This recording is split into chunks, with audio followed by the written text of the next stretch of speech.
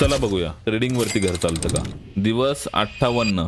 Trading challenge मधला दिवस आहे 58 आणि आतापर्यंत लास्ट वीक मध्ये मी दिवाळीसाठी गावी होतो. सो ज्या पण पोस्ट होत्या म्हणजे लाईक तुम्ही स्टोरी मध्ये बघू शकता, एव्हरीडे जो पण पीएनएल असेल तुम्हाला रील थ्रू किंवा स्टोरी थ्रू समजला असेल आणि हायलाइट पण करून ठेवलाय.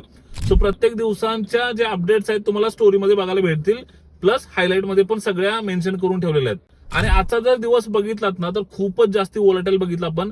26,000 मार्केट जायचं, रिजेक्ट व्हायचं, 26,000 रिजेक्ट होत होतं. 100-200 पॉईंटची मोमेंटम इझिली मार्केट करत होतं. सो थोडासा टफ डे राहिला.